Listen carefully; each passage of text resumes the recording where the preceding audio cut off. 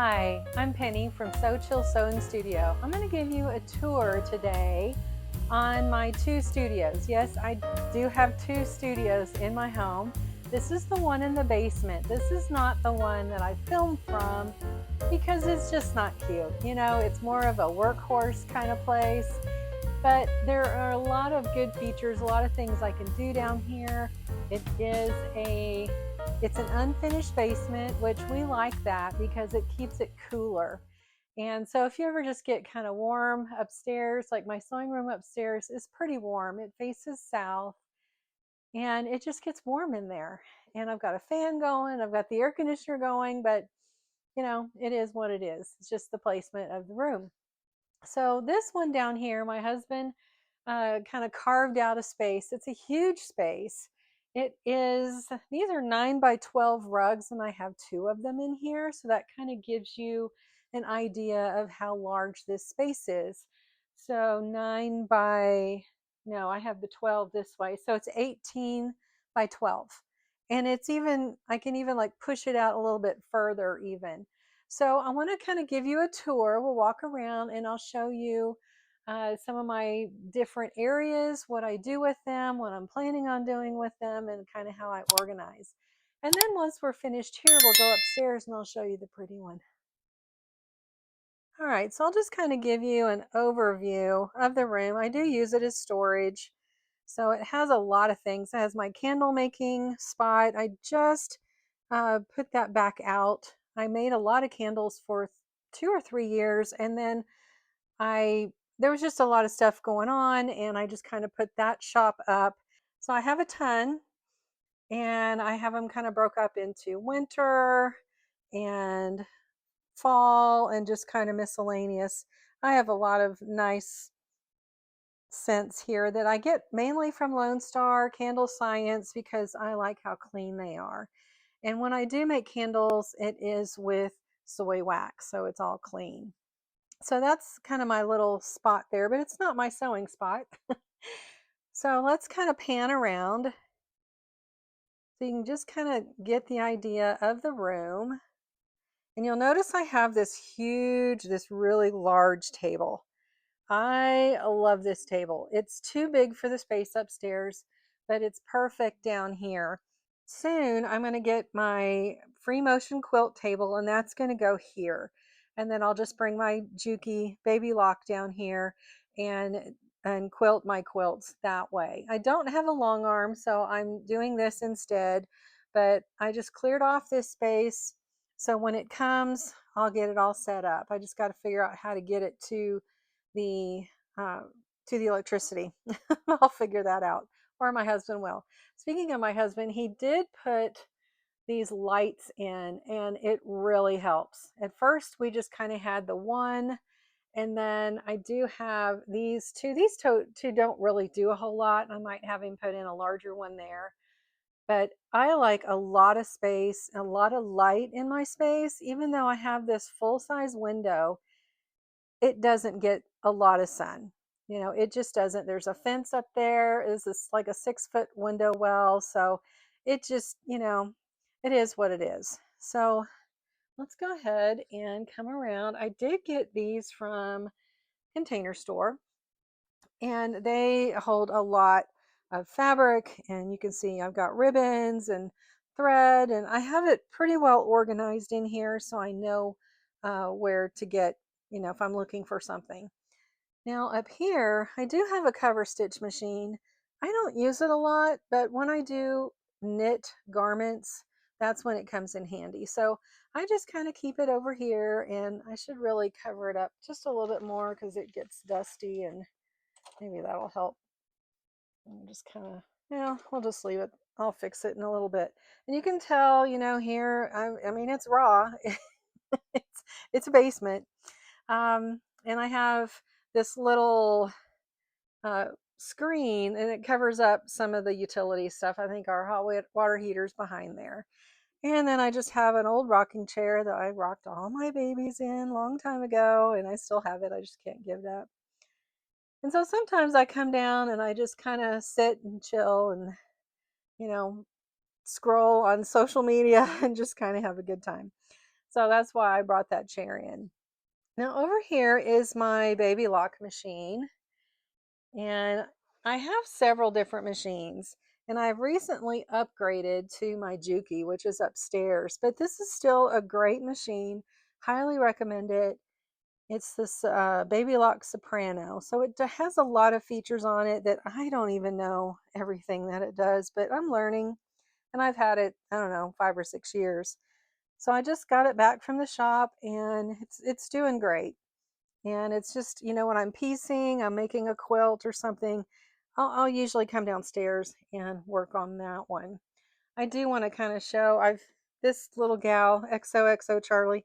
I just love her. I love watching her. And so I did go ahead and purchase one of her items, and it's just really cute. I love doing that. All right, so over here, I have all my rulers. I even have one of my quilt boards here when I'm doing a block. Now in the back is my Juki MO5 or 654 DE. Is basically, it's a serger. And I love Juki. The first Juki I had, it was the green one. I had it for 40 years. So I figured if it lasted that long, I'm going to replace it with another model. So it's just a pain to thread, but what serger isn't? So, and then I decided this used to just kind of be a little computer area. I took the computer off and just put my cutting board over here. I do, sometimes I'll watch some TV, so I'll turn on a movie or whatever. I did have this used to be my cutting area, but I've kind of switched things around since this is going to be my quilting area. I went ahead and moved one of these mats here, and another one is upstairs, which we'll see in a little bit. Now over here is kind of my pressing station. I do love my iron. It has a reservoir, so I don't have to fill it up that often. There's my old one. I haven't turned that one on in a long time, but I just kind of keep all my ironing supplies right here. And then I've got my Cricut heat press, which I did use today. I'm working on a project. And then, of course, you got to have a printer. And then I have my Cricut. And then all of my supplies for my candles. And I have my mom's china back there and some wrapping paper. So I just have a lot of hodgepodge down here. But I do love this space. It's nice and bright. And I keep trying to organize it more and more just so I want to be down here.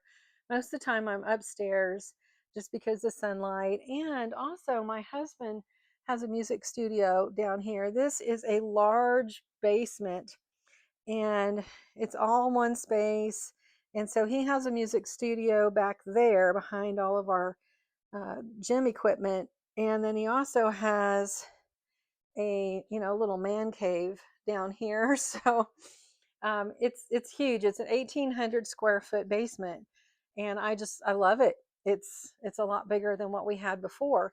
Now I did make these curtains because everybody's got stuff to store, right? Well, one day I'm going to organize this. I've got ideas. I just haven't done it. It's just not in the priority list. But I decided to cover it up with curtains. And I do like that. I got this fabric from Hobby Lobby. It's a 108. It's 108 inches wide. And I think each panel is 3 yards because we have 9-foot ceilings down here. And I had thought about bringing it all the way around just to kind of encompass, and we've never had a basement with all of this insulation. So I don't know if it's a good thing, but this house is only 3 years old. So I guess that's the way they do things now. So I'm thinking about it. Let me know if you think that's a good idea, or if, this is good enough. I had also thought about getting Billy shelves from IKEA and running along here.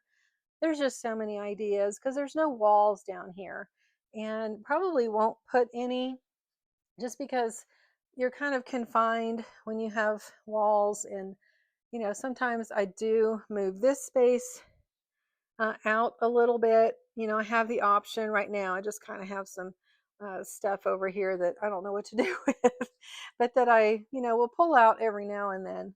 I think we all kind of have that kind of stuff. So this is my basement sewing room.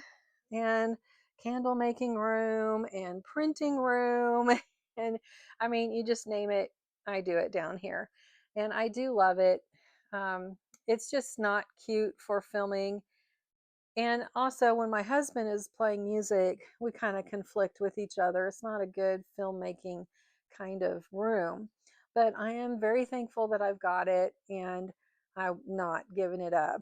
So now let's go ahead and go upstairs and I will show you the smaller studio. It is out of a bedroom and you'll see the difference right away.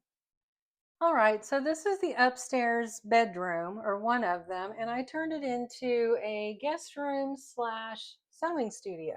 This is my filming studio because as you can see, this light, this huge window in the front of the house, and it faces south, it brings in a lot of light. It does get warm in here, so I have a fan going, and it only has one register for air conditioning. So it has a hard time in the summertime, but it's not too bad. It's a little warmer than the rest of the house, but it works. So let me take you around and I'll show you each station, and you'll probably recognize some things if you've watched some of my videos as to where it is. And I'm constantly moving furniture around just to find that sweet spot. All right, so right here is a desk.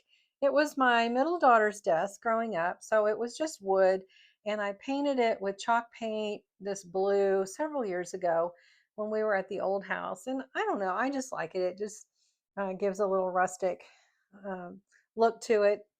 It's usually my computer space, but sometimes I will put my sewing machine over here too. I'll just move the computer out of the way and move it over, and you'll see why in just a minute. But it's a nice large desk, and it's got some drawers for just odds and ends that I know where to look for things. Now over here is really my cutting mat, and today I have my Juki on top of it. I've been sewing, making an Etsy order right over here.